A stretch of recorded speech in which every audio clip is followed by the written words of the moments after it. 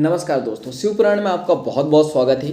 आज हम लोग पढ़ने वाले हैं शिव पुराण का 7वां अध्याय, श्रोताओं द्वारा पालन किए जाने वाले नियम।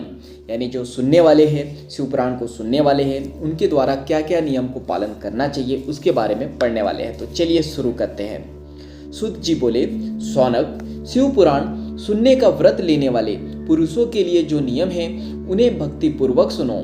शिव पुराण की पुण्यमयी कथा नियम पूर्वक सुनने से बिना किसी विघ्न बाधा के यानी बिना किसी रुकावट के उत्तम फल की प्राप्ति होती है।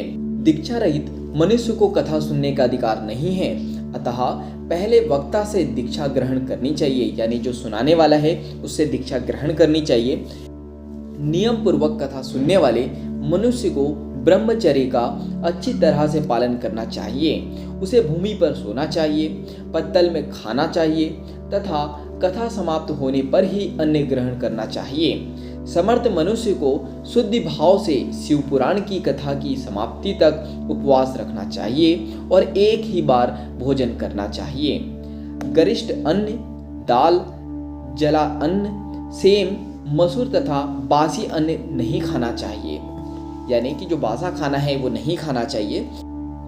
जिसने कथा का व्रत ले रखा हो उसे प्याज, लहसुन, हींग, गाजर, मादक वस्तु यानी कि जो मांस है, मांस वाली वस्तु तथा आमिष कही जाने वाली वस्तुओं को त्याग देना चाहिए। यानी कि उसे छोड़ देना चाहिए। ऐसा मनुष्य प्रतिदिन सत्य, शौच, दया, मौन, सरलता, विनय तथा हार्दिक उदारता आदि सद्गुणों को अपनाएं तथा साधु संतों की निंदा का त्याग कर यानी जो साधु संतों की बुराई है उसको त्याग कर नियम पूर्वक कथा सुने। सकाम मनुष्य इस कथा के प्रभाव से अपनी अभिष्ट कामना प्राप्त करता है और निष्काम मोक्ष प्राप्त करता है। सभी स्त्री पुरुषों को विधि विधान से शिव पुराण की उत्तम कथा को सुनना चाहिए।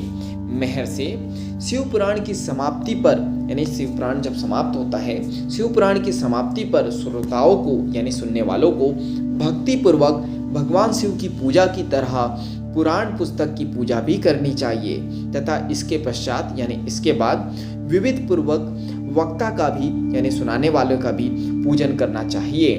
पुस्तक को रखने के लिए नया और सुंदर बस्ता बनाएं यानी नया और सुंदर बैग बनाना चाहिए आपको। पुस्तक व वक्ता की पूजा के उपरांत यानी उसके बाद वक्ता की सहायता हेतु यानी सुनाने वाली की सहायता के लिए बुलाए गए पंडित का भी सत्कार करना चाहिए। कथा में पधारे अन्य ब्राह्मणों को भी अन्य धन का दान दे। गीत, वाद्य और नृत्य से उत्सव को महान बनाएं। यानी गीत सुनाकर और नृत्य करके जो उत्सव है उसको और भी अच्छा बनाना चाहिए। विरक्त मनुष्य को कथा समाप्ति पर गीता का पाठ करना चाहिए तथा गृहस्थ श्रवण कर्म की शांति हेतु होम करना चाहिए।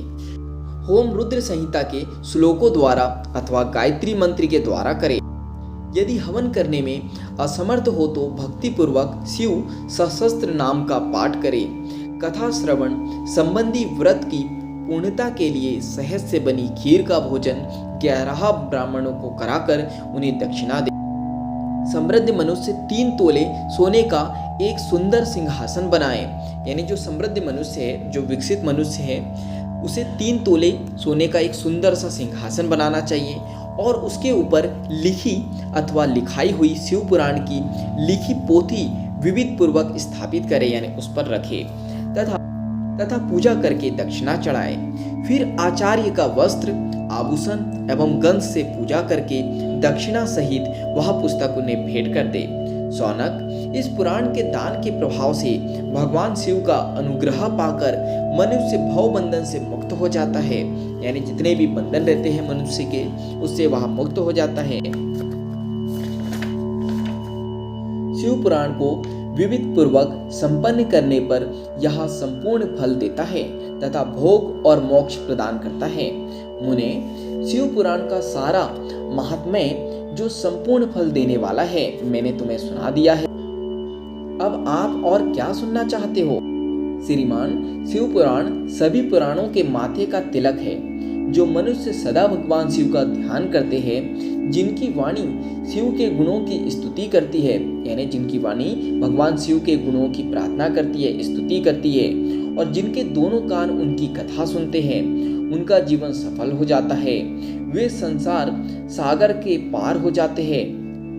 ऐसे लोग इहलोक और परलोक में सदा सुखी रहते हैं, यानी हमेशा वो सुखी रहते हैं, सुखमय रहते हैं। भगवान शिव के सच्चिदानंदमय स्वरूप का स्पर्श पाकर भी समस्त प्रकार के कष्टों का निवारण हो जाता है, यानी जितने भी कष्ट हैं वो सब मिट जाते हैं। उनकी महिमा जगत के बाहर और भीतर दोनों जगह विद्यमान है। उन अनंत आनंद रूप परम शिव की मैं शरण लेता हूँ। तो यहाँ पे शिव पुराण का 7वां अध्याय समाप्त होता है। आज के लिए इतना ही। धन्यवाद। मिलेंगे हम लोग अगले अध्याय में।